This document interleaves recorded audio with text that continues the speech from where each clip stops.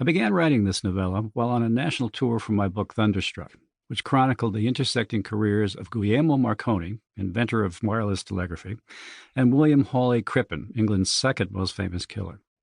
In the course of researching the book, I learned that a belief in ghosts, or in the possibility of their existence, was pervasive in late 19th century America and England, even among such leading scientists as William James, the psychologist, and Oliver Lodge, the renowned physicist.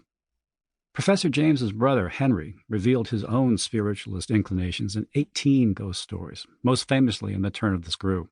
So I decided to write a ghostly tale of my own, in part because I am a sucker for such stories, my favorite being Shirley Jackson's The Haunting of Hill House, but mainly as an exercise to see how many of the real-life people and events I encountered in researching my own book could be woven into a fictive story of the kind that I myself would like to read. By thus weaving, I hope to avoid a fundamental problem with ghost stories, identified in 1917 by a Harvard psychologist named P. F. Swindle, who in his seminal paper, Visual, Cutaneous, and Kinesthetic Ghosts, published in the American Journal of Psychology, Volume 28, Number 3, wrote, "Unfortunately, ghost stories, like fish stories, are too often either pure creations or gross misrepresentations." At first, I had no intention of publishing my story, save for possibly posting it on my website as a gift to loyal readers of my books who might enjoy a reprieve from my usual forays into real-life death and destruction.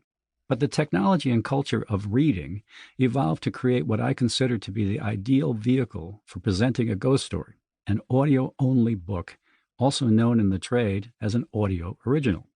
After all, ghost stories are best told aloud, aren't they?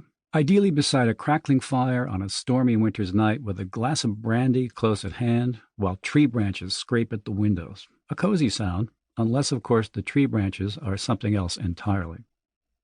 But I also wanted to indicate the points in the book where the action was based on real people and events. To subject listeners to a list of authors, titles, publishing houses, and copyright dates seemed an ungrateful punishment, save for the positive gain of inducing sleep in those otherwise inclined toward insomnia. Instead, here's an essay that describes more or less in order the factual underpinnings of No One Goes Alone. You may keep the lights low, the logs aflame, the brandy a swirl, for honestly, some of the reality is as spooky as the fiction. How interesting it must have been to live in that time when scientific revelation and ghosts occupied equal ground in the minds of many.